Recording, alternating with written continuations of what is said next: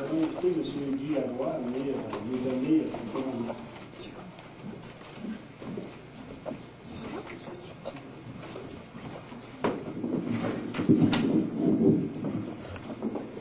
Déjeuner avec nous ce matin, mais elle a passé son temps à table.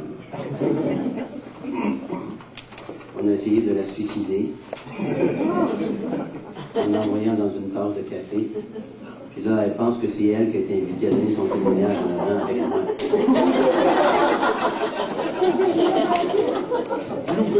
Fait que j'ai loupé. Fait que si c'est pas elle qui tombe, ça va être moi. Ça n'avait pas été si fort que ça. J'ai une fracture du crâne, là. Cherchez pas le coupable, c'est moi. J'aimerais vous remercier à l'Église de Plessisville de m'avoir invité à donner mon témoignage ici ce matin. C'est pas la première fois que je le donne, à vrai dire. Je suis invité assez souvent à le donner un peu partout dans la province. Et je remercie Dieu pour ça parce que c'est pas à cause de ce que je suis, ni à cause de ce que j'ai fait que je suis parmi vous ce matin, mais c'est plutôt à cause de ce qu'il a fait. Et c'est ça qui a changé ma vie, qui a donné un sens à ma vie aujourd'hui. Vous allez entendre mon témoignage ce matin, et vous allez voir que ma vie était, dans un premier temps, un peu semblable à tout le monde, puis dans un deuxième temps, un peu différente de tout le monde, et dans un troisième temps, elle rentre dans une catégorie unique, c'est-à-dire les évangéliques, où Jésus a une présence réelle dans notre vie, dans notre cœur, et sa puissance de résurrection est en mesure de transformer la vie de n'importe qui. Et c'est ma prière ce matin, que ceux qui vont entendre ce témoignage ne me voient pas comme tellement j'étais avant, mais regardent plutôt ce Jésus qui est rentré dans mon cœur, qui a transformé ma vie, qui a fait de moi un homme nouveau. Je suis obligé de porter des lunettes maintenant, parce que depuis que je suis rendu dans la quarantaine, il y a des choses qui ont changé dans ma vie. C'était pas ma volonté de mettre des lunettes, surtout quand je lis quelque chose. Je suis obligé d'écrire mon témoignage aussi. J'ai toujours tout écrit, mais je suis obligé d'écrire aussi mon témoignage parce que j'ai tendance à oublier. Je sais pas si ça vous est arrivé dans la quarantaine de commencer à oublier, mais moi ça m'est arrivé. Ils disent qu'il y a 3 choses qui caractérisent quelqu'un dans la quarantaine. Premièrement, c'est qu'il oublie. Il commence à oublier. Je ne sais pas si vous avez vécu ça, ou en tout cas, j'ai vécu quelque chose de spécial avec Manon, salut Manon, avec ma femme, il y a quelque temps, elle me disait, Guy, il me semble que tu commences à oublier pas mal de choses. Moi je ne trouvais pas que c'était si grave que ça, là, mais elle disait, ben oui, j'ai remarqué, hier, je t'ai demandé de faire quelque chose, tu l'as marqué, puis tu l'as pas fait. Ouf, j'ai dit, ben non, Thérèse. Comme ma femme s'appelle Manon, c'était un peu drôle à la fois, est-ce qu'elle me dit ça? Mais vous savez, la première chose, on commence à oublier, ça peut devenir assez grave. La deuxième chose...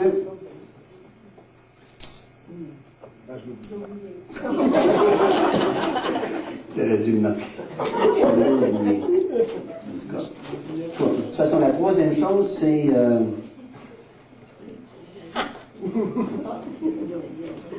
La prochaine fois, peut-être que je me souviendrai, mais il y a ces choses-là dans la quarantaine. Il y avait même, j'ai entendu, c'était dans un magasin, il y avait 3 femmes dans la quarantaine qui jasaient, puis une disait à l'autre, elle disait, il y a un avantage d'oublier quand on vieillit. C'est après s'être regardé dans le miroir et puis avoir vu les petits défauts que nous avons, on les oublie tout de suite après. Alors, pour les femmes, il y a un avantage à oublier, à être dans la quarantaine, c'est qu'on oublie les petits défauts. Il y a des événements dans la vie de chacun de nous, je crois, qui ont tendance à nous donner un sens de nouveau départ dans la vie. Je vais vous donner des petits témoignages. Lorsque j'avais 8 ans, mes parents, moi je restais à Drummondville, je suis né là, mes parents ont déménagé complètement. Ils ont sorti de Drummondville, ils se sont dirigés vers Sainte-Thérèse de Blainville, Boisbriand, où une bombe a éclaté il y a quelque temps, là, il y a 2 semaines. Là. On vivait là, nous autres, tout près de cet endroit-là. Et mes parents ont déménagé là, j'avais 8 ans, on s'est retrouvés avec un nouvel endroit pour vivre, de nouveaux voisins, une nouvelle école, tout un nouvel environnement. C'était comme si c'était un nouveau départ dans la vie.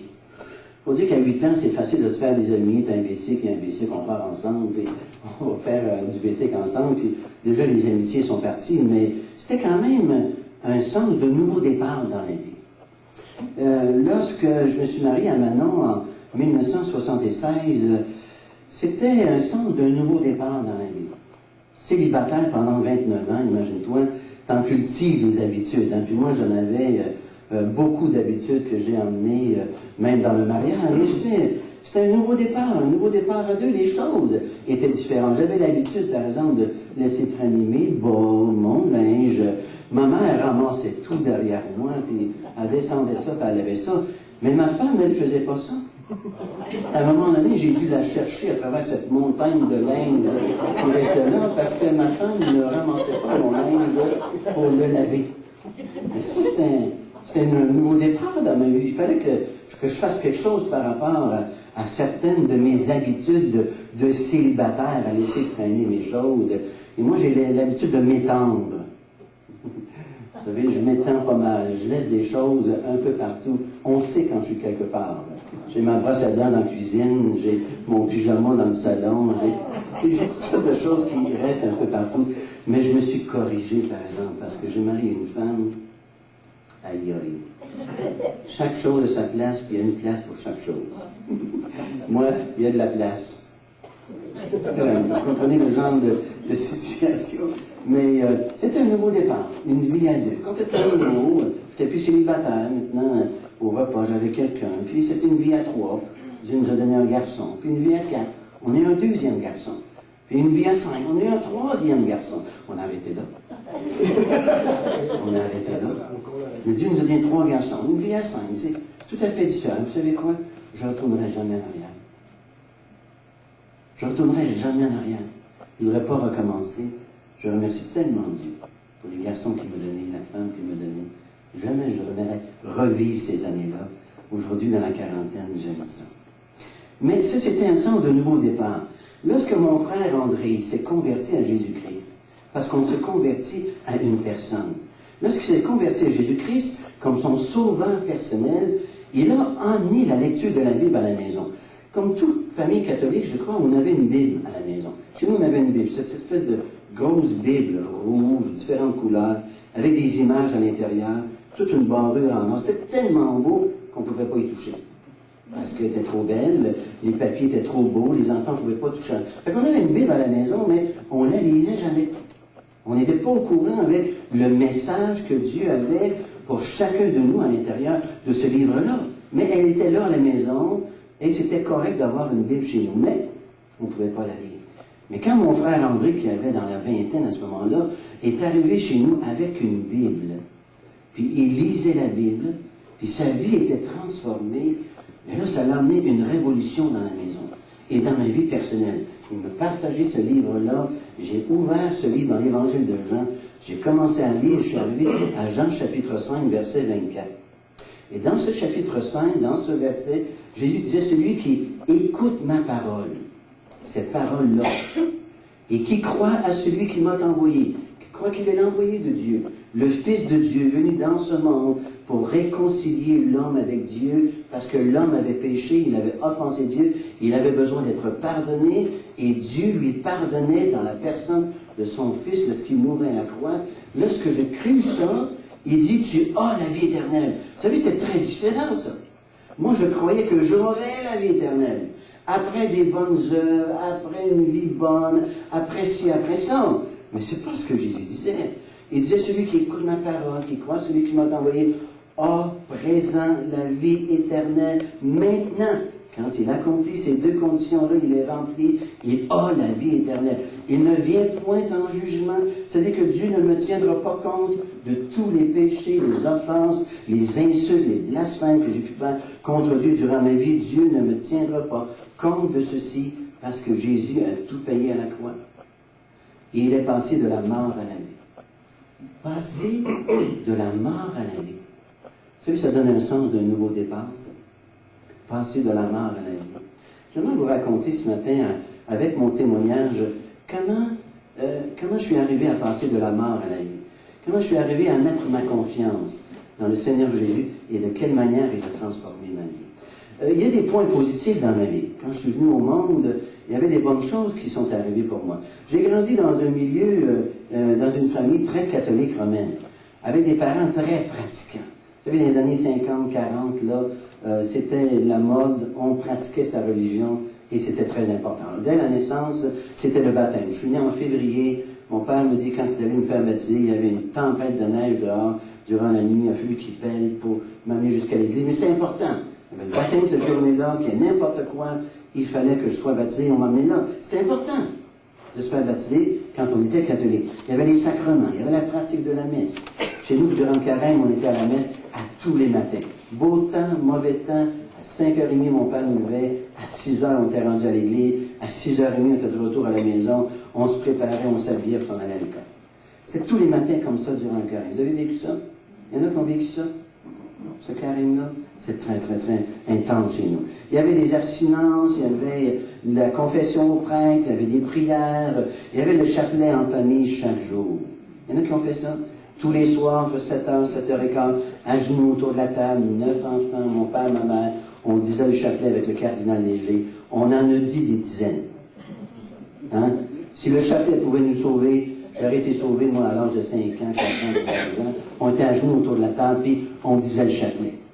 S'il pouvait nous sauver. Mais, il ne peut pas. Alors, on en a dit. Ensuite, j'ai fait mon éducation dans... C'était la vie normale chez les gens de ce temps-là. Même mon grand frère, mes 2 grandes sœurs, ils ne jouaient pas au père et à la mère. C'était tellement catholique chez nous que mon frère André jouait au prêtre. Puis mes 2 sœurs faisaient les enfants de cœur. Mais quand ils faisaient ça, c'était correct. Mais à part de ça, là, c'était pas trop des enfants de cœur dans la maison. Mais ils jouaient ça, c'était normal chez nous de vivre comme ça. Mon père voulait un fils prêtre dans sa famille, une fille religieuse, il s'est arrangé pour avoir une atmosphère qui conduise vers ça. Quand c'était le temps d'aller à l'école, je faisais l'école secondaire des frères de Saint-Gabriel. C'était une école catholique avec accent sur la vocation d'enseignant. Alors j'ai pris mon petit catéchisme, j'ai appris ça par cœur, mon je crois en Dieu, tous les commandements de Dieu, les commandements de l'Église et mon acte de contrition parfait. C'était bien important de savoir son acte de contrition parfait. Parce qu'il nous disait, si tu n'as pas le temps de te rendre, tu peux toujours dire, acte de contrition, mon Dieu, j'ai un extrême regret de vous avoir offensé, parce que vous êtes infiniment bon, infiniment aimant. Vous rappelez-vous de ça? Et que le péché vous déplaît. Pardonnez-moi par les mérites de Jésus-Christ, mon Sauveur. Hey, Jésus-Christ, mon Sauveur. Aujourd'hui, je le comprends. Mais à ce moment-là, je ne le comprenais pas. Je ne savais pas que Jésus pouvait devenir mon Sauveur. Mais j'avais appris mon acte de contrition.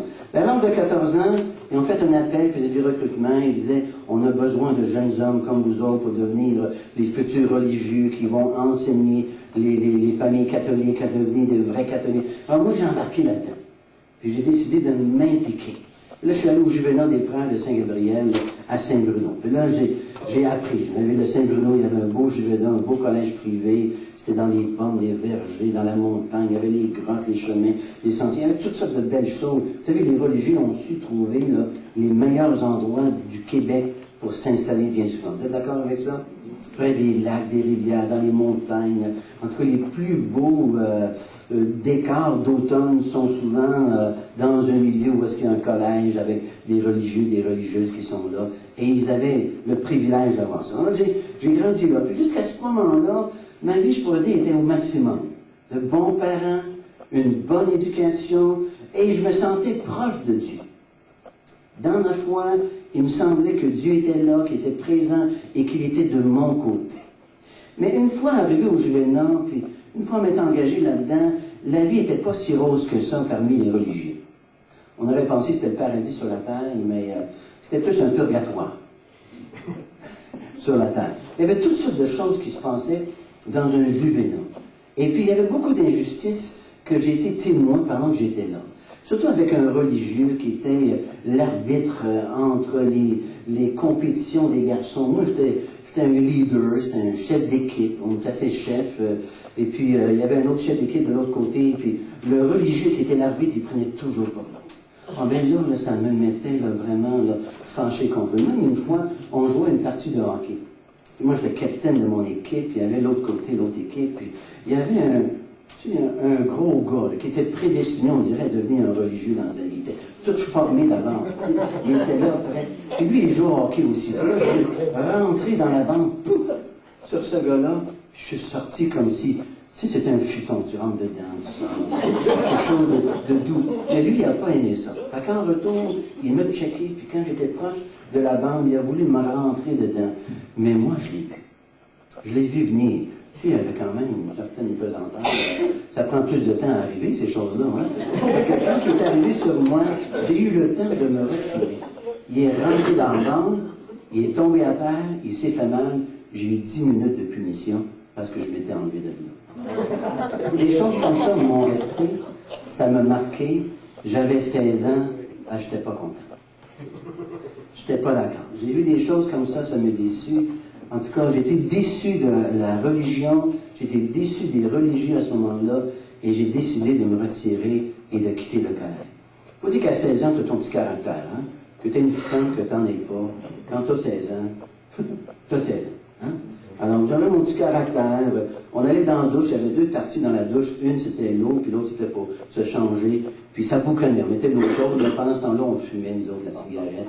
Dans l'autre partie, puis ensuite, on allait se doucher. Tu sais, ça paraissait pas. On faisait passer ça dans le trou de la douche. Puis, ça prenait. Il y avait tout ça de choses qu'on faisait comme ça. Quand il y avait des filles qui venaient à la grotte, là, parce qu'ils venaient du secondaire en face, là, j'ai dit que c'était dur de retenir les gars assis. On avait fait le vœu de chasteté, mais... Oui, monsieur, il y avait des choses qui se brassaient à l'intérieur. On voulait être dans les fenêtres, regarder ça, ce phénomène étrange qui rentrait dans la cour des religieux, et puis on voulait voir ça. En tout cas, il y avait des choses qui se passaient à 16 ans, on s'éveillait à beaucoup de choses. Fait que, d'un côté, les religieux avaient leur part d'injustice, mais de l'autre côté, dans mon cœur, je trouvais quand même qu'il y avait de la rébellion, et puis certaines choses comme ça. Alors, j'étais loin de me douter que de retour à la maison, mon père aussi serait déçu. Mais pas de la religion. Déçu de moi. Parce que j'étais comme son dernier espoir d'avoir quelqu'un dans la religion parmi ses enfants. Il semblerait que dans ces années-là, dans ces familles-là, avoir un prêtre, un religieux dans la famille, c'était comme une grâce spéciale qui était donnée à la famille où toute la famille serait sauvée, s'il y avait un religieux. Alors mon père avait travaillé fort là-dessus. Lui n'a pas pu devenir un religieux, ni sa femme. Alors, il voulait qu'au moins ses enfants, un de ses enfants, puis il y en a eu un après l'autre, hein, il y en a eu 9, puis il a essayé, il y avait au moins les 6 premiers. Il n'a pas réussi, surtout avec le plus vieux André, là, il a mis le paquet dans sa vie. Hein. Puis André n'a pas réussi, il n'est pas devenu un prêtre. Alors ça a commencé à baisser, puis quand moi j'ai voulu devenir un religieux, ben là j'étais l'espoir de sa vie, la résurrection dans son cœur, j'étais en tout cas quelqu'un qui pourrait réveiller en lui un espoir. Mais ça n'a pas marché. Fait qu'après ce moment, mon père ne m'a plus adressé la parole pendant un certain temps. Il m'a comme mis de côté, laissé de côté. Et l'absence de relation personnelle avec mon père m'a comme livré à moi-même. Il m'a laissé tout seul dans la vie. J'avais 16 ans. Il m'a laissé tout seul. Je n'avais pas de cet ami que j'avais besoin avec mon père. Il était si important. Vous savez, un jeune homme de 16 ans, il a besoin d'un modèle. Et là, mon père se retirait de moi. Et là, j'étais laissé à moi-même. Et c'est à ce moment-là que j'ai commencé à expérimenter le péché dans mon cœur. J'ai commencé à voir des choses. Je me suis tourné vers les amis du monde.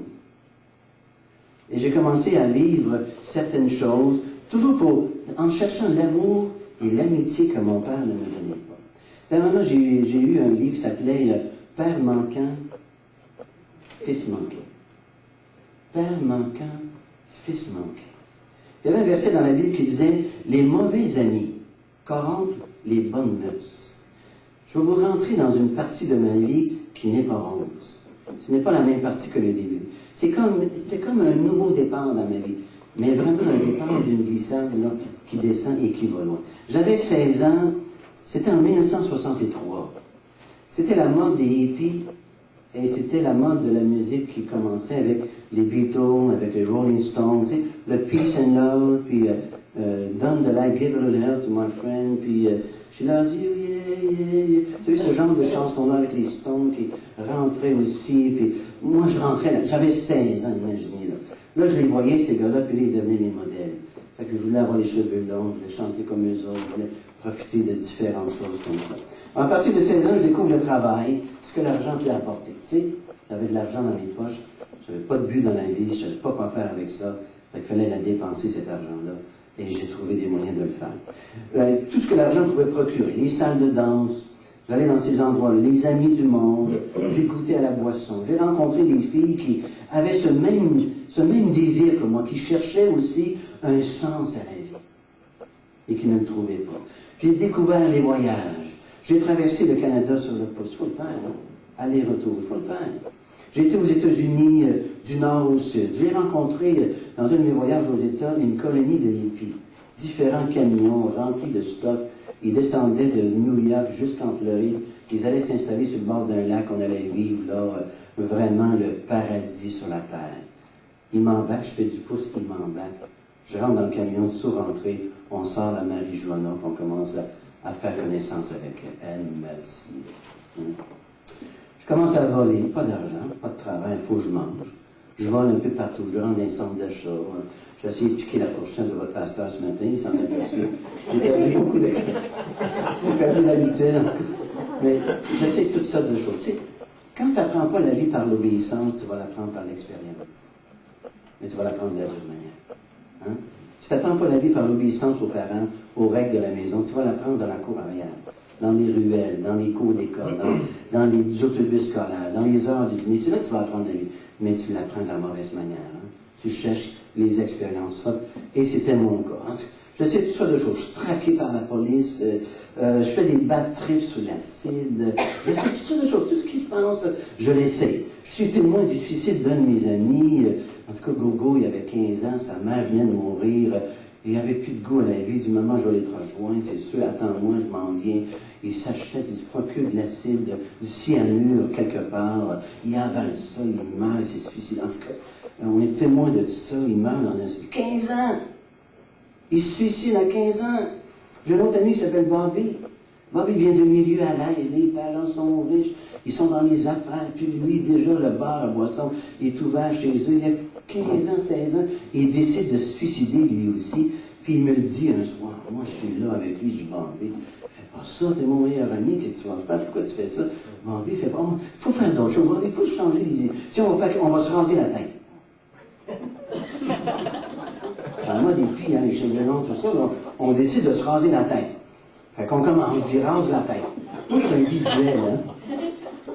Quand j'ai vu ce que ça avait l'air, j'ai commencé à réfléchir dans mon cœur. Je dis, est-ce que je vais aussi loin que ça? En tout cas, on avait calé une pizza. Là, Bobby arrive sur moi. Il dit, Bobby, on va faire une chose avec toi. Ça ne me dérange pas que tu me rases en haut des oreilles, mais pas en bas. Okay? Garde-moi le bas des oreilles. En tout cas, je travaille pour pouvoir me mettre un chapeau, puis pouvoir, tu sais, quand même, me tirer l'affaire comme ça. Bobby accepte. Il commence à me raser la tête, ça sonne à la porte, c'est deux de la pizza. Il vient, il veut la pizza. Tous les deux, on se présente à la porte. Le gars, il a eu peur de... Il s'est demandé qu'est-ce qui se passait dans cette... Mais c'était suffisant pour que Bobby ne se suicide pas. Et qu'il reste en vie. Encore aujourd'hui, il est en vie. Je l'ai vu il y a quelques années. Il ne s'est pas converti.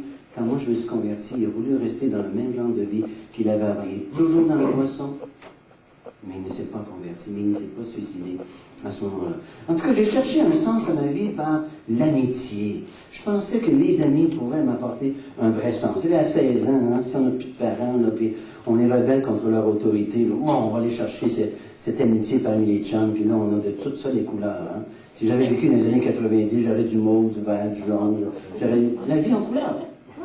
Bon, des choses comme ça. Mais c'était dans les années 60, il n'y avait pas de couleur comme ça. Alors on vivait de cette manière-là. J'ai même fait une liste de mes amis de ce temps-là pour voir où est-ce qu'ils en sont rendus, qu'est-ce qui est arrivé avec eux autres. Je me suis rappelé d'Alain.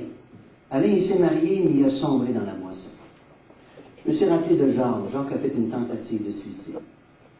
Je me suis rappelé de Hubert et sa sœur. Ils sont morts dans un accident d'auto dans le parc de la Vérandrie, revenant d'un party de drogue et de boissons quelque part. Ils sont rentrés littéralement sous un camion avec leur voiture. Ils étaient 4 dans l'auto. Les 4 sont morts à cause de ceci. Je me suis rappelé de Roland. Roland, je l'ai revu il y a quelques années. Il arrivait des Indes.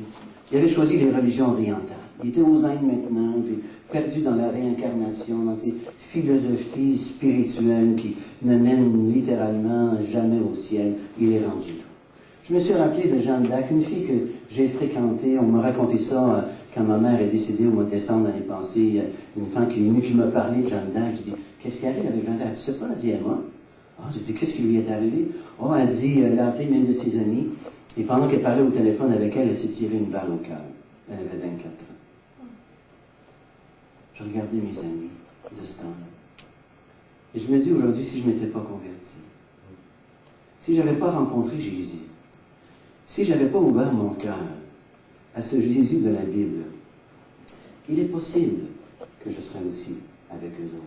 Parce que c'était comme une mort parmi la jeunesse de s'enlever la vie. En tout cas, après plusieurs années de cette vie, j'étais vraiment là, ma vie n'avait aucun sens. Vous savez, il y a un poète qui dit que dans le cœur de l'homme, il y a un vide à la grandeur de Dieu. Que ni la religion, ni les œuvres, ni rien ne peut remplir, sinon une personne, la personne de Jésus-Christ. Et c'est quand je l'ai reçu dans ma vie que ma vie était transformée. Et quand j'ai commencé à sombrer dans le péché, ça n'a pas pris de temps pour que ma foi en Dieu disparaisse. Dans mon voyage que j'ai fait à Vancouver, j'étais avec Yves Péter, qui est un astrologue, qui s'est converti par la suite. Mais on s'en allait à Vancouver, comme ça. Il y avait lui, sa blonde, il y avait son char, une bonne 5 parisienne, power brake, power steering. Pas avoir eu sa blonde, on n'aurait pas eu de char pour monter là-bas, mais c'est le char de sa blonde. En tout cas, on s'en va à Vancouver, on roule dans les montagnes, mon gars. Il manque de break quelque part. Fait qu'il il conduit, puis là, il faut qu'il se tire l'affaire. Fait que là, il voit un chemin le long de la grande route, il embarque là-dedans. Il ne sait pas en tout où est-ce qu'on s'en va, puis nous autres, on se tient ses sièges, hein, on ne sait pas, c'est l'inconnu. Tout à coup, on arrive avec ce gros pontiac permanent sur un banc de sable, puis le char, il monte là, puis il s'arrête là. On est arrêté là. Où est-ce qu'on est? On ne sait pas. On débarque du char, on regarde, il y a une espèce de trou juste de l'autre côté du char, on va voir, c'est un précipice. Une affaire de 150 à 200 pieds. Il y a une rivière souterraine qui passe là, qui sort des montagnes. Le Seigneur savait que je ne savais pas nager. C'est ça que je comprends aujourd'hui. C'est ça que mis de là. C'était un voyage de terre, un voyage de sable, que des camions avaient été portés là, puis sans aucune raison, j'ai l'impression, on s'était arrêté là. On a pu repousser le char. Puis là, dans l'auto, j'ai dit merci Seigneur. Je venais de quitter de chez nous, là. Là, je commençais des voyages, là. Là, j'avais encore la notion de Dieu dans mon cœur. J'avais encore cette foi que Dieu pouvait avoir été là pour me protéger la vie. Et quand on revient de Vancouver, on est 3 gars, on fait du pouce. Puis là, il y a une fille qui arrête. Une fille, 3 gars sur le pouce. Elle arrête. Elle a une Corvair. Vous savez, les jambes de Corvair, on ne savait pas ce qu'était le devant de l'arrière. Le moteur est en arrière, la valise est en arrière. Elle chauffait ça. Là, on embarque, nous autres, tous contents. Une fille, elle est chaude. En avant. Quand on sort là, elle nous dit qu'elle est chauffeuse, elle chaufferait dans les... elle chauffe en tout cas les voitures de course. Et là, elle se passe sur le driveway, le drive-in, puis là, elle commence à rouler ça. On roule-tu en avant, on roule-tu en arrière, on ne sait pas. On s'en va en tout cas. Là, elle conduit dans les montagnes, je la vois encore, là, tourner, ça a tourné, en arrière. Moi, je suis assis en arrière, hein, il y a un gars en avant, 2 gars en arrière. On est assis, on a les fesses serrées, on ne bouge pas pantoute, hein, pas fait pipi dans nos culottes tellement qu'on a peur. Ça avait été un gars. Mais elle conduit, mon ami. Tout à coup, elle perd le contrôle. Elle perd le contrôle. Là, on commence à tourner dans la rue. Puis là, elle part. Elle part-tu en avant, elle part-tu en arrière? D'accord, tout ce qu'on s'aperçoit, c'est qu'on s'en va comme ça, à peu près à la même vitesse qu'on allait de cette manière-là. Elle avait complètement perdu le contrôle. Et on reculait, puis on perdait complètement le chemin où est-ce qu'on était. Mais on est rentré dans une ouverture dans un bois. Puis là, on s'était arrêté sur des arbres. Les miroirs étaient partis, la lanterne était partie, les poignées étaient arrachées, puis nous autres, on était là, on vit, on se touchait pour savoir si c'était vraiment violent ou si on était devenu, je ne sais pas, quelque chose après la mort. En tout cas, on cherchait, là, on était encore en vie. On tourne le char, on sort de là, une Corvair. Si ça en faisait encore aujourd'hui, j'en aurais une, je pense. Pas tuable. Pas tuable. On s'est là. Avez-vous remarqué une chose?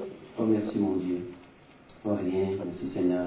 Tu m'as gardé en vie. On est allé au restaurant du coin, il y avait un jukebox. On a mis 30 sous, on a mis les Beatles, les Rolling Stones. On a commencé à écouter ça. J'avais déjà perdu la confiance en Dieu. J'étais devenu permissif. Hein. Tout le monde le fait le don. Ça veut dire, même si ça déplaît à Dieu, tu le fais quand même parce que t'es aimé. Ma foi en Dieu, ça veut dire en une seule croyance. Je croyais en Dieu. C'est tout ce que je croyais. Je pratiquais plus rien, mais au moins je croyais en Dieu. Puis, une seule pratique que j'avais gardée, c'était la prière. Chaque soir, tout seul, quand personne ne me voyait, je disais au Seigneur, apprends-moi à faire du bien. C'est tout. Moi, j'avais appris cette prière-là par mon père. Mon père, il priait toujours. Le soir, avant de se coucher, il faisait toujours sa prière. J'ai jamais su ce qu'il disait dans sa prière, mais il priait toujours. Des fois, il arrivait en boisson, puis avant de se coucher, il se mettait à genoux quand même, puis il faisait une prière. Est-ce qu'il priait pour ses garçons? Est-ce qu'il priait pour ses filles? Pour sa famille? Je ne sais pas. Mais il faisait toujours une prière. Et j'ai appris ça de lui, et j'ai gardé ça comme pratique religieuse. Lui avait quitté la religion par la suite. Moi aussi, j'avais quitté la religion. Il avait gardé la prière, et je l'avais gardée aussi. Mon frère André, lorsqu'il m'a parlé de l'Évangile, il me dit, tu sais à quoi ça ressemble une vie sans Dieu? Il dit, ça ressemble à une fleur, une rose, par exemple. Une rose qu'on a coupée de sa tige et qu'on offre à quelqu'un. Elle existe, elle ne vit plus. Elle est coupée de sa tige. Oh, elle sent bon pendant un certain temps.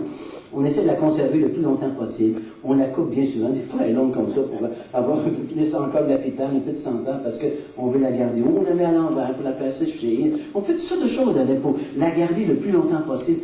C'est ça que je ressemblais. Je ne vivais plus, j'existais seulement. Je subissais les secousses de la vie, les conséquences de la vie, les expériences. Ma vie était une vie de souffrance, d'un vide intérieur. J'essayais toujours de nouvelles choses pour remplir ce vide-là, mais il ne se remplissait jamais. Et plus que j'allais vers la mort et la condamnation éternelle. La Bible dit, après la mort vient le jugement. Et aujourd'hui, vous savez, je connais les péchés qui m'auraient conduit en jugement devant Dieu. Est-ce que vous en connaissez des péchés dans votre vie?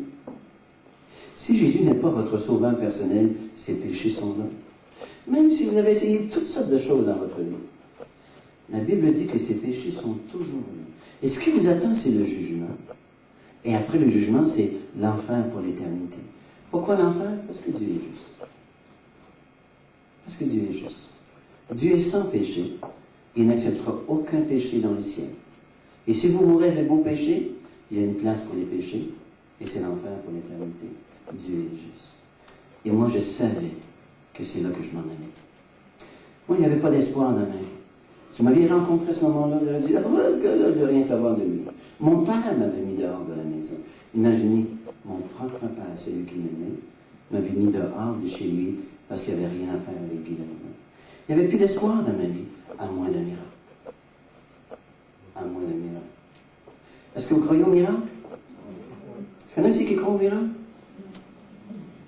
Vous croyez au miracle? Vous savez, le miracle dont je parle, c'est le miracle de l'Évangile. Moi, je n'avais pas besoin de mains, j'avais mes mains. Je n'étais pas aveugle, moi. Je n'avais pas besoin que Dieu me donne des yeux. Je voyais. Je n'étais pas sourd, moi. Je n'avais pas besoin d'oreilles. J'en avais des oreilles.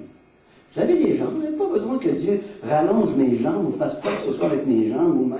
Je marchais, j'ai voyagé dans le monde. C'était pas ça le miracle que j'avais besoin. Savez-vous, c'est quoi le miracle que j'avais besoin? J'avais besoin d'un nouveau cœur. J'avais besoin de réapprendre à vivre, de réapprendre à penser. Mes parents avaient essayé, ils n'avaient pas été capables. La religion avait essayé, ils n'avaient pas été capables. J'ai essayé combien de fois?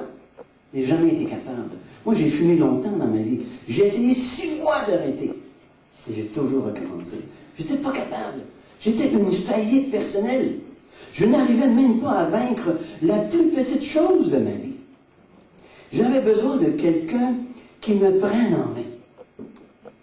Des fois, on sent ça. Hein? On a besoin de quelqu'un qui se tienne à nos côtés et qui dit « Je suis là. Tu peux compter sur moi. » J'avais besoin d'être ça.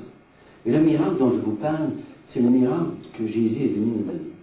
Par sa mort à la croix, par sa résurrection, il me dit « Donne-moi ta vie de péché, puis je te donne ma vie sans péché. Je te donne une nouvelle vie. » Moi, j'étais transformé par ça. J'étais étonné qu'il y avait quelqu'un qui s'intéressait à moi. Il y a un verset dans la Bible qui dit « Dieu a tant aimé le monde. » Mais moi, quand je regarde le monde que Dieu regarde, je me dis comment est-ce qu'il fait pour aimer ce monde-là? Hein? Quand vous me regardez ce matin et que vous entendez ce que je vous dis, là, vous vous dites « Qu'est-ce que ça de Dieu que c'est ça? Comment est-ce qu'il fait pour aimer un drogué, un débauché, un voleur, un gars qui a vécu dans l'immoralité, tout ça. Comment Dieu a fait pour aimer un gars comme ça? Mais quand je suis de mon côté puis je vous regarde, je me dis comment Dieu fait pour vous aimer sans vous connaître. Parce que je connais la nature humaine. Je sais comment nous sommes. On a un cœur tortueux et méchant par-dessus toute chose. Pas vrai? On est comme ça. Qui pouvait me donner un nouveau départ dans ma vie, je ne le savais pas. Vous savez, j'avais entendu parler de Jésus, mais j'en voulais pas. J'avais un cœur endurci. Vous allez dire que tu étais jeune, tu voulais vite. Oui, c'est vrai, j'étais jeune. Puis je me croyais maître de ma vie. J'aimais ce que je faisais. Le péché m'apportait un certain plaisir, et puis je trouvais un plaisir dans le péché aussi. Puis j'étais pas prêt à mourir à moi-même pour venir à Jésus, le Jésus que mon frère André me présentait régulièrement à chaque fois qu'il me voyait. Jusqu'au jour où, en voyage, moi je ne savais pas que Dieu voyageait aussi avec moi. J'étais en voyage aux États-Unis, justement avec cette colonie de hippies. Je vivais avec eux autres en Floride, puis un des gars de la gang, il dit, moi je m'en retourne chez nous. J'habite à Morgantown, dans la Virginie de l'Ouest. C'est une ville universitaire. Je m'en vais là, ça prend 24 heures à monter. Y a-t-il quelqu'un qui veut partir avec moi? Moi, je voulais aller en Californie dans ma vie. Parce qu'il y avait Frank Zappa là-bas, qui était là. Il y avait The Mother of the Invention, qui jouait de la musique psychédélique au bout. Je les aimais, ces gars-là, ces filles-là. Puis ils vivaient en Californie, à San Francisco. Puis moi, mon rêve, c'était d'aller là. Puis là, lui, il déménageait, fait que tiens, je vais embarquer avec lui, faire un bout de chemin avec lui, puis je vais aller jusqu'à Morgantown, puis de là, je vais continuer jusqu'en Californie. Fait que là, je pars avec. Lui, c'était un gars de BC, c'était un génie mécanique. Il conduit des Harley Davidson, puis c'est même fait un chopper, un genre de BC à gaz, mon gars, il est tout chromé. Quand t'en vas dessus, tu penses pas inaperçu. On prend les BC qu'on met dans le camion, genre de camion à lait, le camion à pain, puis on s'en va en avant. Lui conduit un bout de chemin, puis moi je conduis l'autre bout de chemin. En tout cas, il fait 12 heures, moi je fais 12 heures. J'ai pas de permis de conduire, moi je suis pas grave quand même. Tu sais, quand tu es hippie, tu vis en marge de la société, tu fais un paquet de choses. Fait que je commence à conduire, c'est le soir, la nuit, 24 heures, je suis fatigué, je conduis dans les montagnes. Il y a toujours des montagnes dans ma vie. Je sais pas pourquoi je vis encore sur une montagne à Val-Bélair. On dit qu'on est plus près de Dieu sur une montagne. Avis vous intéresser, choisissez-vous une montagne quelque part. En tout cas, je suis sur une montagne, je conduis mon camion, je suis fatigué. Là, il y a une autre voiture qui s'en vient, puis ça roule comme ça dans les montagnes. Puis là, ces grosses lumières dessus, puis quand je la vois, elle m'aveugle, littéralement. Mais là, pour moi, c'est la mort, on est dans les montagnes. Ça tourne comme ça, puis ça descend comme ça. En tout cas, je ne sais pas comment ça se fait, mais aujourd'hui, quand je retourne en arrière, je m'aperçois que l'œil focus une certaine distance. Et c'est ça qui était arrivé. J'avais focusé la distance du prochain virage. Puis j'ai juste tourné comme ça, sans rien voir, comme si j'étais aveugle. Et j'ai resté sur la route, j'ai pu revirer, puis recontinuer, puis arriver à Morgantown. Moi, j'avais la vie sauve. On a stationné sur le bord du chemin, on a dormi là. Hein. On n'a pas été plus loin. Hein. J'avais fait face à la mort. Parce que si on était tombé du chemin, c'était le précipice, puis c'était la mort pour nous autres. Puis moi, je n'étais pas prête à mourir. Mais là, je commençais à réfléchir. Je ne voulais pas mourir. Qu'est-ce qui va m'arriver si je continue comme ça? Ça, c'est le vendredi. Le samedi, il y a une partie de football dans cette ville-là. C'est une ville universitaire.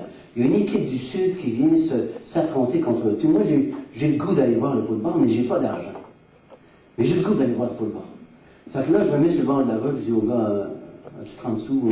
Je vais aller voir la période, 50 cents, puis il me donne 50 cents, une pièce, 30 sous. Là. En tout cas, j'ai ramassé pas mal. Je pense que j'aurais pu me payer des hot dogs, de la pizza, des affaires comme ça, tellement que les gens sont levés dans ce temps-là. En tout cas. Puis là, je rencontre un gars, un jeune homme qui s'en va au football. Je sais pas si je l'ai bombé ou quoi, ou me donner quelque chose, quoi que ce soit. En tout cas, je me retrouve avec une invitation à dîner pour le lendemain chez eux. Il me donne son adresse, tout ça, puis il continue s'en va au football. Tu sais, quand t'es hippie, t'as faim, hein? En tout cas, dans ces années-là, j'étais tellement maigre, là, que quand je marchais sur la route, sur les rues tout seul, là, j'entendais, il me semblait, les chiens qui... Tu sais, il semblait qu'ils sentaient un os. Il marchait là, prêt à sauter. Vous allez comprendre pourquoi c'était comme ça. Il m'invite à dîner le lendemain chez eux. Moi, je décide d'y aller. Mais à ce moment-là, je pratique une philosophie, une diète de nourriture, la macrobiotie qu'on appelait. Ça venait des Indes, ça. On mangeait seulement du riz brun naturel, des salades, puis du poisson. Le matin, midi, soir, c'était que ça, le menu. C'est pas compliqué, hein? C'est une diète assez simple. Tu devais manger 100 fois ta bouchée de riz que tu avais. Finalement, à la fin, tu jetais le riz parce qu'il n'y avait plus rien là-dedans. Hein? Tout ce que tu avais avalé, c'était les protéines qu'il y avait là. Parce que, vous comprenez comment ça fait que j'étais si maigre que ça? Je comprends pourquoi le gars m'a invité à dîner, plus qu'il m'a donné 30 sous, j'imagine. Parce qu'il m'a vu que j'avais un besoin de manger. Parce que je me retrouve chez eux le lendemain. Et puis, en arrivant chez eux, on m'invite à la maison, puis là, tout le monde jase d'un accident qui vient d'arriver. L'avion qui transportait l'équipe de football vers chez eux, dans le sud des États-Unis, elle est tombée et toute l'équipe est morte dans l'accident d'avion. Est-ce qu'ils étaient prêts à mourir? Je ne sais aucune idée. En tout cas, moi, je savais que je n'étais pas prêt à mourir. Est-ce que vous êtes prêts ce matin? Est-ce que vous êtes prêts à mourir? Si vous arriviez devant Dieu ce matin et qu'il vous dise « Pourquoi est-ce que je devrais te laisser entrer dans mon ciel? » Qu'est-ce que vous lui diriez? « Oh, j'ai fait des bonnes œuvres toute ma vie. » La Bible dit que c'est pas par les œuvres qu'on est sauvé. Ouais, mais j'ai pas été si grand pécheur que ça. Aucun péché ne m'a rentré au ciel. Ouais, mais j'ai cru en Jésus. C'est pas la foi intellectuelle qui sauve. C'est pas la foi intellectuelle. C'est le cœur. Est-ce que tu avais une relation personnelle avec lui? Tu vas vous poser ces questions-là. Qui c'était Jésus pour vous? Est-ce qu'il était Dieu? Est-ce qu'il était le Fils de Dieu? Est-ce qu'il est mort pour tes péchés personnellement? Est-ce qu'il vit dans ton cœur aujourd'hui? Il va vous poser ces questions-là. Si vous ne répondez pas ça, vous n'êtes pas sauvé. Et vous êtes en danger de mort. Et c'est dangereux pour vous. C'est très sérieux. Moi, en tout cas, je ne sais pas sauvé. Finalement, on jase. Là, il m'invite à dîner. Là, j'arrive à la table. C'est moi, qu'est-ce qu'il y avait sur la table? Pour dîner. Tu n'es pas tout seul, il n'y a pas juste ce gars-là. Là, il avait invité des gars et des filles. Là. Puis tous les gars étaient en habits propres, les cheveux courts, bien coiffés comme moi. Les filles étaient toutes bien habillées, ils sortaient de l'église. C'était tous des évangéliques comme je le suis aujourd'hui. Ils sortaient de l'église, puis ils étaient heureux. Puis ils chantaient des cantiques, même. Quand on est arrivé à la table, sur la table, il n'y avait que du riz brun naturel, que du poisson et des salades. Il y a un proverbe qui dit, tu parles si fort. Non, ce que tu fais parle si fort que je n'entends pas ce que tu dis. Eux autres vivaient ce qu'ils prêchaient. Ils voulaient m'intéresser à la Bible. Ils voulaient que je vienne à lire la Bible, à m'intéresser à Jésus. Ils ont fait exactement ce qui devait être fait pour m'inviter chez eux. Juste pour vous donner une idée, là, quand je suis venu, la manière dont j'avais l'air à l'extérieur. Vous voyez comment je suis ce matin, là? J'avais les cheveux longs depuis des années quand il m'a rencontré. Même quand j'étais sauvé, il faisait 2 ans, je ne m'étais pas peigné. Fait que imaginez un peu l'extérieur que j'avais. J'avais le pendant d'oreille dans les années 60. J'avais une barbe, là, terrible. Je me coupais jamais la barbe ni les cheveux. J'avais une apparence extérieure terrible. Maman ne voulait pas que j'entre dans la maison chez elle avec mes jeans. Mais ce qui restait des jeans que j'avais. Tellement que j'étais marginal, extérieur et non conformiste à tout. Et j'avais cette apparence-là quand il m'a rencontré. Est-ce que vous m'auriez invité à dîner? Lui, il l'a fait. Pourquoi? Il voulait me parler de Jésus. Ça m'a beaucoup touché, ça, ce qu'il a fait pour moi. Et quand je suis retourné dans ma piole, où est-ce que j'étais, j'avais un pack-sac, et dans mon pack-sac, il y avait un Nouveau Testament qu'il y avait là. Je ne l'avais jamais lu. Mon frère André me l'avait vendu. Parce qu'il dit, si je lui donne, il va le jeter. Si je lui donne, il va le garder. Pas bête. Je l'ai toujours gardé, mais je ne l'ai jamais lu. Il y a un proverbe dans la Bible qui dit, ce livre te gardera du péché, ou le péché te gardera de celui. Je n'ai jamais lu ce livre parce que je savais. Il avait changé la vie de mon frère André, il va changer ma vie aussi. J'avais jamais lu ce livre. Mais ces jeunes-là ont touché mon cœur. Et là, j'ai ouvert la Bible comme ça au hasard, c'est un petit Nouveau Testament. Je suis tombé dans 1 Corinthiens, chapitre 11. Comment ça lire? Je ne connais pas ça, moi, les Corinthiens. Comment ça lire ça? J'avais au verset 14, c'est marqué, « La nature elle-même ne vous enseigne-t-elle pas que c'est une honte pour un homme d'avoir de longs cheveux? »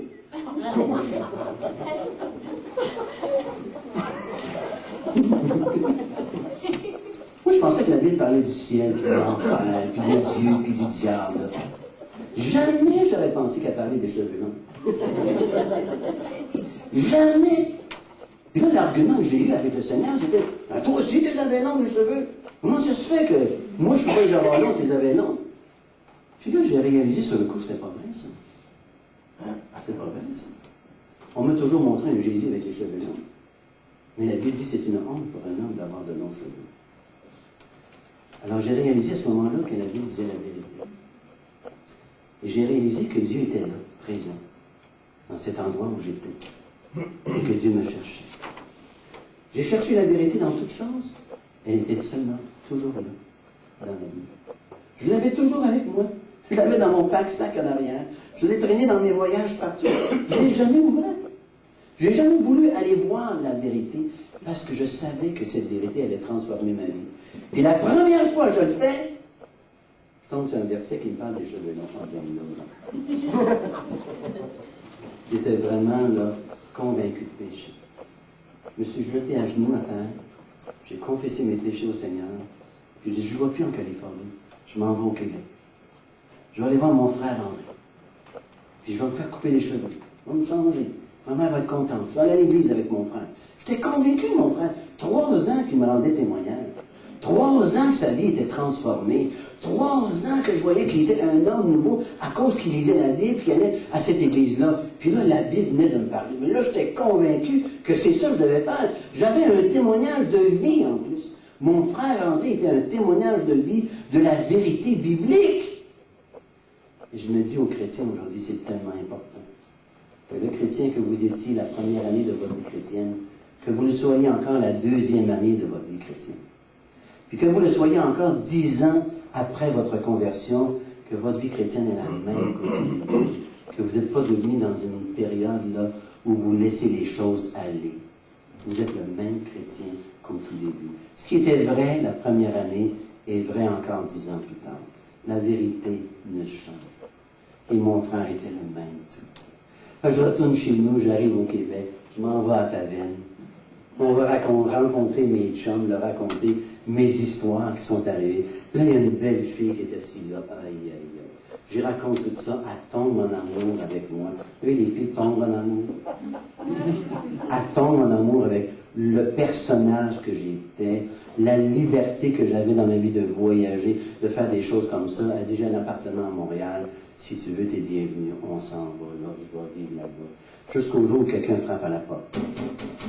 Je vais ouvrir. C'est vous qui c'était là? Mon frère André. Moi, je n'avais rien dit à André. Hein? Je n'avais pas dit que j'étais là. Hein? Mais Dieu s'était arrangé que mon frère sache que j'étais de retour chez nous. Puis que là, j'étais rendu à Montréal. Puis je vivais avec cette fille-là. Il vient me voir. Puis là, il m'écoute. Mais tu sais, depuis ce moment à Morgantown, jusqu'à ce moment-là, il y a quelque chose qui se passait dans ma vie. J'avais plus de goût de fumer. Ah, je voulais me débarrasser de la cigarette, elle me tuait à petit feu. C'est ce que je veux dire. Hein? Elle creusait ma tombe, cette cigarette-là. Parce que depuis que j'avais commencé à fumer, je n'avais pas fumé seulement la cigarette. Hein? La marijuana, j'avais embarqué dans le chou, la salade, tout ce qui faisait triper. Je fumais ça, je boucannais ça, puis mes poumons, on avait mangé une claque. Hein? Là, j'avais plus de goût de fumer. C'est comme s'il y avait quelqu'un à l'intérieur qui était en train de faire le ménage dans ma vie. Mais je ne comprenais pas ça. Je disais à ma blonde, écoute, je vais arrêter de fumer. Je fais pas ça, je vais être ça va être plate, ça. Moi, mais pour elle, je continue à fumer. Je creusais ma tombe quand même, mais je continue à fumer quand même. Puis ma vie changeait, plus le goût de cette philosophie de riz brun naturel, alors que ma blonde en mangeait des muffins, puis toutes sortes de choses appétissantes. Moi, je mangeais mon riz brun naturel, puis je faisais ce genre de choses. En tout cas, je vivais là-dedans. Il y avait quelqu'un qui faisait le ménage à l'intérieur, mais je ne savais pas ce que c'était. Là, mon frère André vient, j'y raconte ça, André. Hein.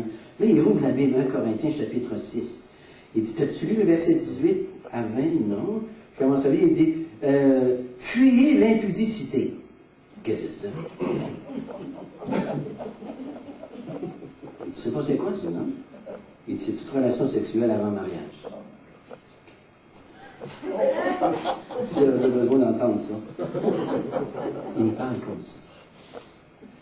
Là, je regarde ça, fuyer l'impudicité. Quelque autre péché qu'un homme commet, ce péché est hors du corps. Mais celui qui se livre à l'impudicité pêche contre son propre corps. Dieu s'est prononcé sur ça, puis il dit c'est un péché. Nous autres, on dit c'est l'amour libre, on s'aime. Non, Dieu dit c'est un péché. Ne risque pas de te présenter devant Dieu aujourd'hui, dans cette relation-là, parce que tu es perdant dès le départ. Dieu dit c'est un péché. Dieu y croit au péché. Son Fils est mort pour les péchés. Voilà. J'étais complètement perdu. Avec elle, on avait des projets. On s'achetait un minibus durant l'été. On traversait les États-Unis en minibus. Tu arranges tout ton camion, là, puis tu fais des voyages comme ça. On avait des projets ensemble. Fait que là, elle arrive à la maison parce qu'elle travaillait. Moi, j'étais pas sûr. Je restais à la maison. Elle a travaillé. Puis là, elle arrive le soir. Je dis, écoute, Élie, je dis, on peut pas. Il faut se marier. Ça, c'est horrible. Mais mon frère André est venu. Il m'a ouvert la Bible. Puis il m'a montré qu'on vivait dans le péché tous les deux. Toi, t'es malade, toi. Tu vas croire une affaire comme moi, je ne veux rien savoir de ça. Je dis, Élie, si on ne se marie pas, on ne peut pas vivre ensemble. Elle dit, laisse faire ça. Elle dit, moi, je ne veux rien savoir de la religion. Fait qu'elle ne voulait rien savoir du mariage aussi. Je dis, Élie, on ne peut plus vivre ensemble si tu fais ça. Ah, dis, moi, je ne veux rien savoir. Tu ne sais plus quoi faire. Qu'est-ce que vous auriez fait? À ma place. J'ai dit, Seigneur, il faut que tu fasses quelque chose. Le lendemain, je rouvre ma Bible, l'Évangile de Jean, chapitre 5, verset 24. Il dit, en vérité, je vous le dis, celui qui écoute ma parole et qui croit à celui qui m'a envoyé a la vie éternelle. Il ne vient point en jugement, mais il est passé de la mort à la vie. Mais j'ai dit, Seigneur, moi j'ai un problème de cigarette, puis je voudrais me débarrasser de ça. Si tu es vivant, que tu t'intéresses à moi, débarrasse-moi de ça. Prends le tabac, mets ça dans la toilette, c'est la chaîne. La toilette, c'est étouffé. Oui, du tabac, hein? Tout acheté ça là. J'ai jamais recommencé, ça fait 24 ans. J'ai fait la même chose avec la drogue. J'ai dit à mon petit frère Michel que je l'entraînais à pusher, parce que je suis devenu pusher. J'ai dit, Michel, viens voir, prendre la drogue, je fais ça dans la toilette, c'est la chaîne. Il dit, t'es malade, t'es fou, qu'est-ce qui t'arrive? J'ai dit, c'est fini. Jésus m'a donné une nouvelle vie, il m'a délivré. Jamais recommencé, jamais eu le goût, jamais le désir de revenir vers ça. Et là, le Seigneur m'a parlé au bout. En lisant un Corinthiens 10, il dit, mangez de tout ce qui se vend au supermarché. Mangez de tout ce qui se vend. Même Dieu parle de la nourriture là-dedans. Ah ben, la poche de riz, mon gars, hein?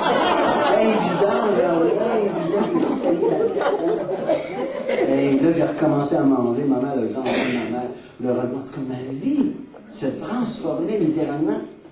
Là, Dieu gagnait mon cœur. Il y a un proverbe, un texte dans l'Ancien Testament qui dit Dieu m'aime d'un amour éternel. Dieu m'aime d'un amour éternel dans la main gauche. Élise m'aime d'un amour temporel dans ma main droite. Qu'est-ce que je fais? C'est bien simple. J'ai choisi l'amour éternel. Je l'ai encore aujourd'hui. Puis je vais mourir demain peut-être. Puis je vais avoir encore cet amour-là. Parce que c'est l'amour de Dieu pour ma vie. Il m'aime d'un amour éternel. Là, je retourne chez nous. Ouais. J'ai les cheveux. Non, ça ne sera pas long, je vais faire terminer dans à peu près 3 quarts d'heure. J'ai les cheveux longs. Là, je retourne chez nous, mais mon père haït les cheveux longs. C'est une honte pour un homme d'avoir des longs cheveux. Hein. Mon père haït ça. Fait que là, il me tient dans la chambre, puis il ne veut pas que je bouge de là. Là, je suis pris dans la chambre chez nous, je reste là, je bouge pas de là. Mais je lis ma Bible toute la journée. Je prie toute la journée. Ça n'a pas été long, j'ai lu ma Bible. Là, à un moment donné, mon père n'est plus capable de me voir, il me met dehors encore une fois. Là, mon frère André fait un téléphone à un de ses amis qui est chrétien. Il reste un appartement, il me reçoit chez eux, moi, au vivre là. Mais là, un soir, je suis plus capable, moi. Parce que pour moi, les cheveux longs, c'était pas une mode, hein. C'était ma vie, ça. J'étais battu pour ça, moi. Je voulais les cheveux longs, c'était la révolution, j'étais embarqué là-dedans. Là. Moi, j'étais un athlète, hein, là-dedans. C'était dans le temps du FLQ, là-dedans, dans le temps de René Lévesque au tout début. J'étais embarqué là-dedans. J'étais un idéaliste, moi. Là. Je voulais la liberté, je voulais la vie. Là, les cheveux longs, ça représentait toute cette période de ma vie. C'est 10 ans de ma vie que j'ai vécu là-dedans. Puis là, Dieu me demandait de me couper les cheveux. Fait qu'un soir, je me suis mis à genoux. J'ai dit, Seigneur, si tu pourvois à de l'argent pour demain, pour me faire couper les cheveux, j'embarque. Je me couche. Le lendemain, je me lève, de bonne humeur, puis d'un coup, quelqu'un frappe à la porte. Et où que c'était? Mon frère André. Il venait me voir. Il venait faire un tour, savoir comment ça allait, tout ça, m'amener des cannes de soupe au poireau, ou des affaires comme ça, parce qu'on était pas riches, le gars était pas riche. Fait qu'il nous amène ça. Là, je dis, André, je suis prêt à me faire couper les cheveux si j'ai de l'argent. Il prend 5 piastres, il me dit, je dis, non, je veux rien savoir, je veux pas que tu me donnes ça. Je veux que ça vienne de Dieu. Et justement, ça vient de Dieu. Hier, je suis allé voir des amis chrétiens de l'Église. Puis l'un qui prie pour toi tous les jours. Et là, Dieu lui a mis à cœur de te donner 5 $. Il ne sait pas pourquoi, mais il dit, t'en as besoin. Fait que je venais de le porter. Il ne savait pas pourquoi. Moi, je le savais pourquoi. Quand j'ai vu ce 5 $, je savais quoi faire avec. Hein? Quand je m'habille, je me lève, je m'en vais chez le barbier, je m'assis, je dis, coupe ça, hein? Une coupe d'armée, imaginez-vous. Ça faisait tellement longtemps que je n'étais pas peigné que toutes mes cheveux étaient malades, ça tombait, ça tombait. J'avais besoin de me refaire un nouveau visage. Moi, j'étais un extrémiste, hein? Je vis dans les extrêmes, d'un extrême à l'autre. C'est ça, j'étais. Le gars, il dit, comment ça? Tout le monde se fait pousser les cheveux. Là, j'étais obligé de dire que j'avais commencé à lire la Bible, puis là, ben, la vérité changeait ma vie, puis là, j'embarquais avec ça. Ça m'a fait couper les cheveux. Puis un poêle sur la tête. Là, j'ai encore la barbe, hein? Fait un petit dépanneur au coin, je m'achète une lampe de rasoir, puis là, je vais me raser la barbe. Là, je commence à me raser, mais je ne m'en rappelais plus. Qu'en dessous de la barbe, la peau était tendre. Fait qu'en descendant le rasoir, là, c'était pas marqué, là, tu sais, en tout cas, en descendant le rasoir, la peau venait avec, je saignais, mon ami. Je dis souvent, c'était mon premier sacrifice sanglant que j'ai offert au Seigneur. C'est rasé au tout début de ma vie chrétienne. En tout cas, papier de toilette ici, partout, les femmes se mettaient là, nous autres, on se mettait ici. En tout cas, quand je suis sorti de là, j'étais transformé. J'étais transformé.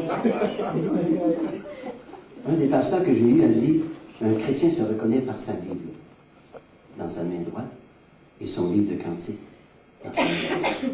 J'ai toujours aimé ça. J'ai retenu ça dès le départ. Un chrétien se reconnaît par sa Bible. Je ne sortais plus sans la Bible. Je lisais la Bible. J'aimais la Bible. Il y avait des choses qui se passaient à cause de la Bible. Et je vais vous en raconter une ou deux ou trois ou quatre ou cinq ou six ou sept. Vous savez, je vous ai raconté une liste d'amis qui sont arrivés, mais à d'autres, j'ai parlé de Jésus à un astrologue. Il s'est converti. Aujourd'hui, il est devenu un homme d'affaires. Yves Pétel, il s'appelle. J'ai parlé de Jésus à un pusher, mais lui, un gros pusher. Mais perdu au bout, hein, freak au bout. J'y parle de Jésus, il est complètement bouleversé. Il prend ce Nouveau Testament, il s'en va chez lui et commence à lire. Dans 2 jours, 3 jours, il avait lu tout son Nouveau Testament d'une page à l'autre. En 3 jours, il sort de sa chambre, il s'en va sur le barbier, il se fait couper les cheveux. Aujourd'hui, il est devenu pasteur. Il est pasteur d'une église. Je suis sur le bord j'attends l'autobus sur le coin d'une rue, il y a un gars qui est là, il s'appelle Pierre Vingendaire. Je le connais un petit peu comme ça, il est à l'université en philosophie. Puis je parle de ma conversion, de la transformation dans ma vie, j'y laisse un évangile de Jean, lui prend l'autobus pour Saint-Eustache, moi pour Saint-Thérèse. Il lit l'évangile de Jean dans l'autobus jusqu'à Saint-Eustache. Il se convertit au Seigneur. Il est pasteur d'une église évangélique aujourd'hui. Je parle de Jésus à un chanteur populaire, il s'appelle Richard Dupin. Il me fuyait sa route. À chaque fois qu'il me voyait venir, il changeait de trottoir. Il ne voulait pas me rencontrer. Il ne s'est pas converti. Il s'est converti à la cosmogonie d'Urantia, c'est une philosophie qui vient des Indes, il est embarqué là-dedans avec ses chums et ceux comme ça. Moi, je pensais que je l'avais perdu. Mais moi, je ne suis pas Dieu. Dieu savait ce qu'il faisait. Il l'a laissé aller là-dedans avec ses amis, Marcel Beauchamp, puis d'autres gars comme ça. Puis il l'a laissé embarquer dans l'orchestre de Richard Toupin, ou de Robert Charlebois à Montréal. Il chantait dans son orchestre avec lui, tout ça. Puis finalement, il entend un évangéliste qui prêche l'évangile et Richard Toupin se convertit. Marcel Beauchamp se convertit. Puis tout leur groupe se convertit. Aujourd'hui, ils ont des ministères à temps plein dans la musique pour le Seigneur, ils chantent pour Dieu. Je rencontre, qui donc je rencontre? Un paquet de gens. Ma mère, à 70 ans, je lui parle de Jésus, elle est complètement bouleversée de ça. Elle se convertit à 70 ans. Elle a réalisé que sa religion ne donnait rien. J'ai dit, maman, es-tu sûre d'aller au ciel? Elle a dit non. J'ai dit, quand est-ce que tu vas le savoir? Moi, j'ai 24 ans, puis je le sais que je m'en vais au ciel, parce que c'est écrit dans la Bible. Celui qui a le Fils a la vie éternelle. Est-ce que tu l'as? Non. Elle s'est convertie un soir que j'étais en train de prêcher. Elle est venue au Seigneur. Elle a invité tous ses enfants à son baptême. Personne ne voulait aller. 4 pieds et 8 dans l'eau du lac. Elle est allée se faire baptiser toute seule. Elle monte l'année passée avec le Seigneur. C'est fantastique. Mon frère Michel, que je drillais comme pocheux, il n'a pas voulu se convertir. Mais il a vécu un divorce. Ça a déchiré son cœur. Puis là, il a dit au Seigneur, si tu me donnes une femme qui croit en Dieu, j'embarque moi aussi. Il fréquente une femme qui croit en Dieu. Ben, il embarque, mon gars. Elle n'est pas évangélique, là, mais elle croit en Dieu. Fait qu'il croit en Dieu, lui aussi. Il commence à lire. Il se convertit en lisant la Bible à cause de ça. Que Dieu avait mis dans sa vie une femme qui croyait en Dieu. Puis là, Il se convertit. Il est devenu chrétien aujourd'hui, engagé dans la vie chrétienne. L'Évangile transforme la vie. Elle nous libère de nos péchés.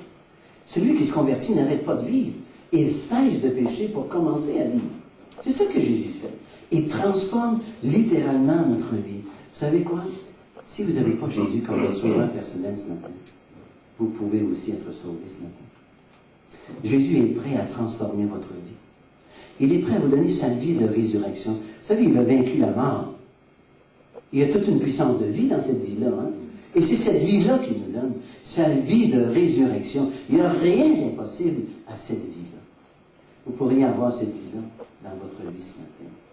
La Bible dit que sa mort à la croix était une mort pour les péchés. Il est mort pour tous vos péchés. Il est mort pour les péchés de tous les hommes, et incluant les vôtres, n'est-ce pas merveilleux? La Bible dit qu'il est mort à la croix pour chacun de nous. Il est mort pour tous les hommes. Tous incluent vous et moi, pas vrai?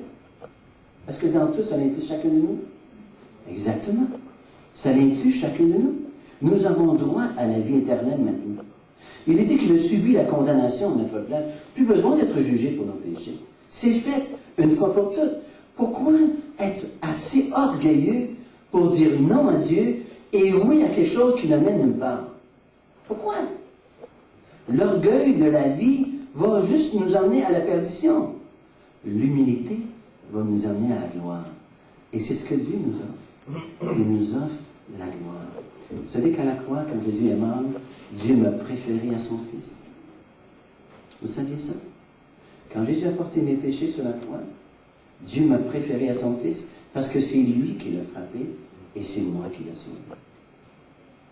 Dieu m'aime tellement qu'il m'a préféré à son Fils.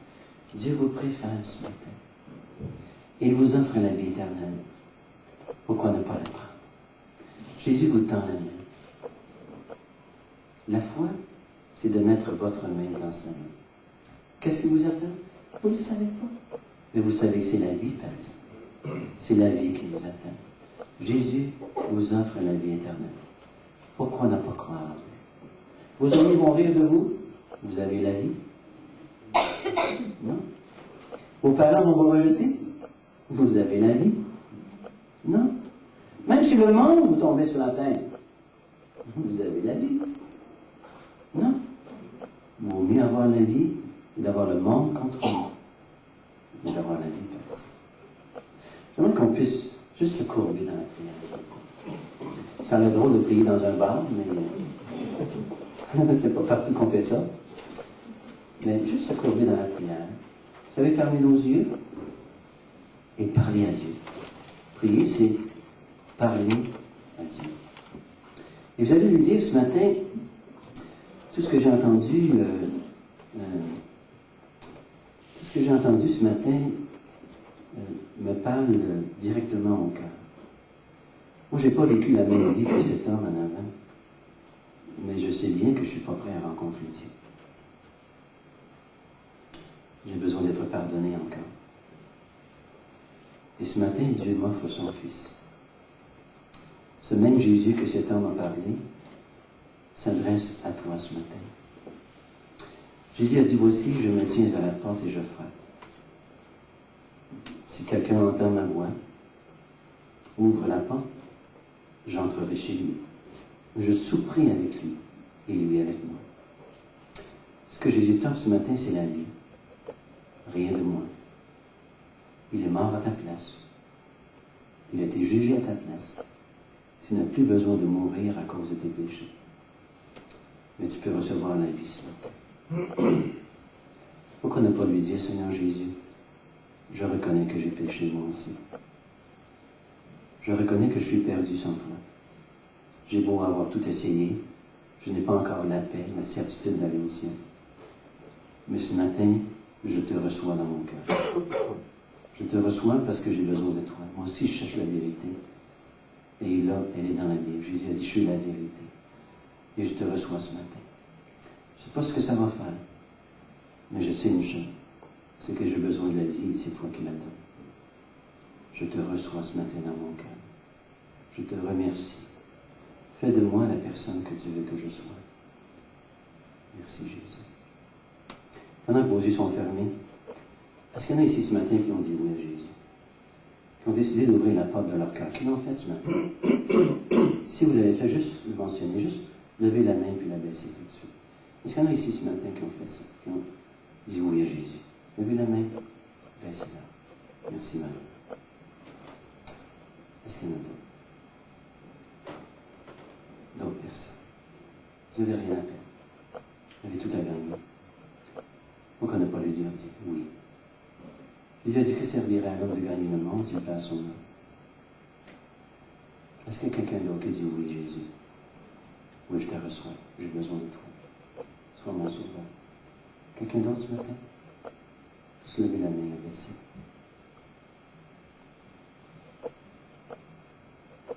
Seigneur Jésus, on veut te remercier. Tu es présent dans ce lieu. Tu as frappé à la porte de cœur ce matin. Une dame t'a ouvert sa porte. Tu vas la bénir, la faire grandir. L'aider à devenir la femme que tu veux qu'elle soit. D'autres, peut-être, voulaient le faire, mais il y a des raisons qui les empêchent. Continue à frapper à la porte de leur cœur. Rejoins-les là où elles sont, afin qu'elles puissent te recevoir avant le coucher du soleil. Bénis cette Église, Père. Utilise-la pour le salut des hommes dans cette région, car le Québec a tellement besoin. À toi soit la gloire, au nom de Jésus. Amen. Je vais juste vous dire quelques petits mots. Si tu n'as pas de Bible, là, c'est important d'avoir une Bible, un Nouveau Testament. Procure-toi un Nouveau Testament. Tu connais l'Église évangélique ici?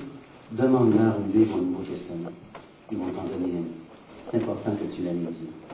Une chose qui est importante, mets-la en pratique. Ne te contente pas de lire, mais mets en pratique la parole que tu vas avoir entendue. Et attache-toi à une Église évangélique. Parce qu'une Église évangélique prêche la Bible. Elle est centrée autour de la personne de Christ et du salut éternel. Attache-toi à une Église évangélique. Et si tu as reçu Jésus dans ton cœur ce matin, dis-le à ton voisin avant de partir. Dis-lui, tu ne m'as pas vu là, mais j'ai accepté Jésus. Et j'aimerais ça que tu pries pour moi. Parce qu'on ne peut pas vivre la vie chrétienne sans prière. On a besoin que quelqu'un prie pour nous. Demande à ton voisin de prier pour toi et de te suivre dans ta croissance spirituelle. Et Dieu va te bénir. Une nouvelle vie commence pour toi. Que Dieu te bénisse. Merci beaucoup.